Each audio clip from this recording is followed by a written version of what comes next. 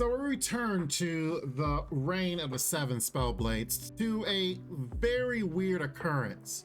So the last episode left off with the fact that they were trapped in the labyrinth, and you had this woman that was basically a seductress and trying to chase them down, and then the guy that deals with bones, caging them.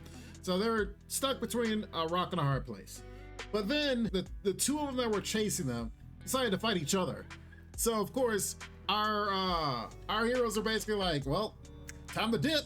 And the way they started to fight each other was one of the weirdest things. Of course, Bone Guy basically makes a big old snake creature out of bones.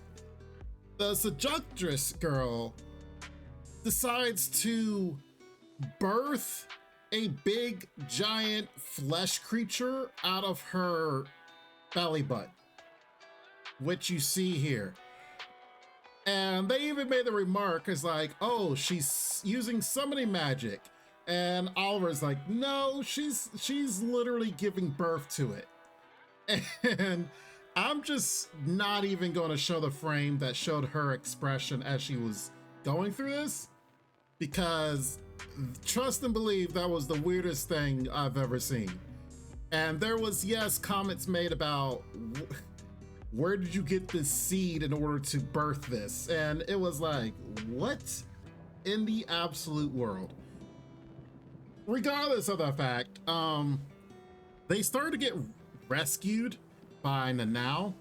Samurai girl shows up and she's like, I got this. You guys just dip on out. I'll cover you. And they're like, why are you fighting this 1v2? Because they're still fighting each other. They can all just leave. She's like, I'll get you, I'll save you guys. And then she gives some weird comment about how, oh, I am not alive to begin with, so I'm finding my final resting place, you know, something like that. And then they're like, what? Basically, she's saying she's trying to suicide herself against these guys when she knows she can't defeat them. Because I was looking like, what special move do you have that you think you can take on these two who are fighting each other by yourself? Okay, cool. And thankfully, they get rescued by apparently the student body president of the school, and who has like pyro powers and basically tells the two to run off and saves the students and stuff. But that doesn't make Oliver happy, because now he knows that now is on like a suicide mission. And long story short, she goes on this tangent kind of telling what happened to her at her hometown. She was literally at war. We've heard part of this already, but she was at war. She was trying to kill the Shogun and was wanting to fight the Shogun's son, who's supposed to be super strong and powerful, not knowing she already killed him. He's on the ground behind her. And then she gets saved by a teacher of the school and brought in, who ends up being, I believe, the curly-haired girl's, it's like her father or something. And that's basically how she got there. But she was saying since then, she hasn't felt alive. She feels like she doesn't even know if she's really, is this a dream? Is everything that's happening? So she only would feel alive if she would fight with honor or something, you know, something like Klingon stuff, if you will. And her friends just basically school her like, you idiot, live for something else. And now basically explains to them essentially what we discussed the last episode. She feels alive, like from her hometown. There's a phrase, they fight friends to the death for happiness, for the thrill, the excitement, and it's very honorable to fight people, fight your friends, and fight people you respect to the death. And that's when she had the moment where she was fighting Oliver, and she could tell that it was to the death. She was crying and was happy that she found this moment, and then that basically ceased. And now she doesn't know if she's in love with Oliver or in love with Oliver's techniques, his blade, if you will. But she basically just professes her love to him. And she's like, it doesn't matter if it's the person or the blade technique, but I'm in love with it. And she kind of just confesses her love. And they school her, and she now understands, and she feels better. She's like, oh, I was thinking wrong. I'm gonna live for myself, and this is a brand new path. From this day forward, everything will be new. And then since then, she basically is like all over Oliver. She's literally in the dude's face to the point that he's like, do you have to be so close? And she's like, is it a problem? And he's like, I don't know if it's a problem or not, but...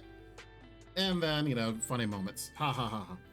So, main character +1 to the harem.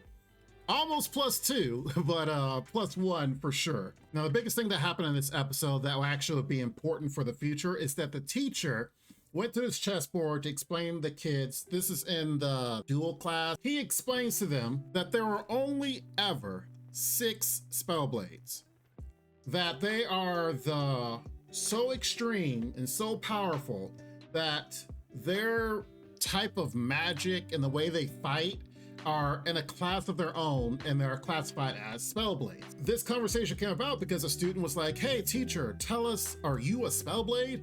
And he goes off and says that if he was, he could not tell them if he is.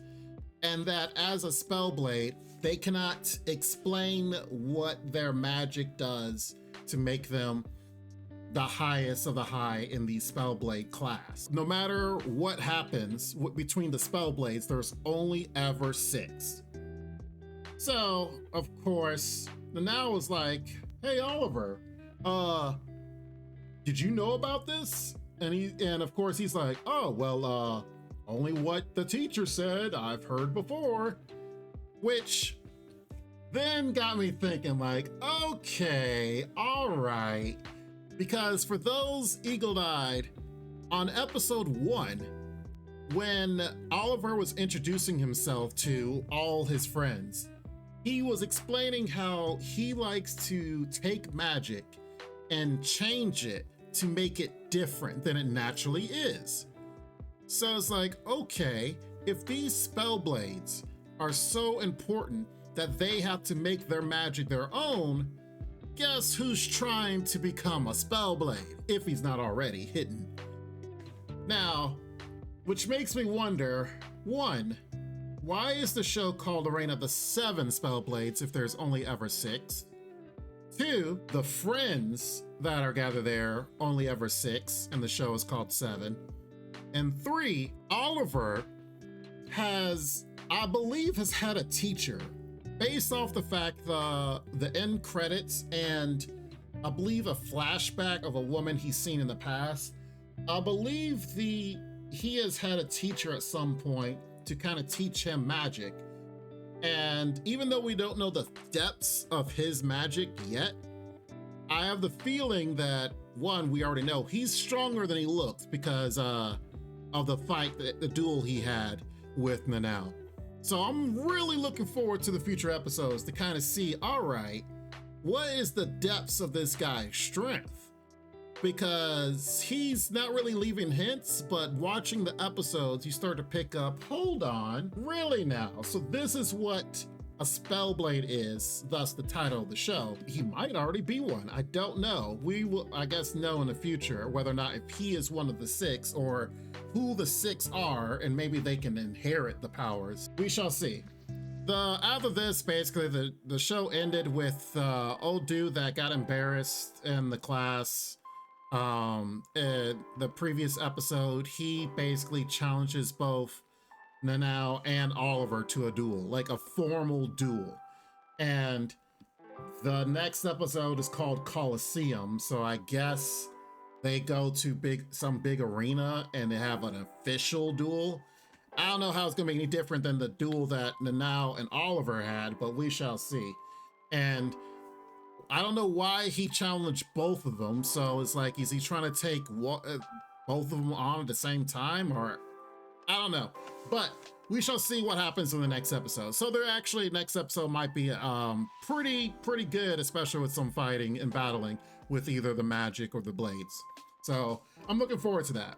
But that basically wraps everything up here. I hope you guys did enjoy the analysis that we've taken thus far. The show, it's still promising and it's showing some pretty interesting and sometimes weird stuff happening, but I am looking forward to the future of the show with the computer graphics and how things are playing. I think the actual fight scenes, when they get down and dirty to it, are going to look amazing.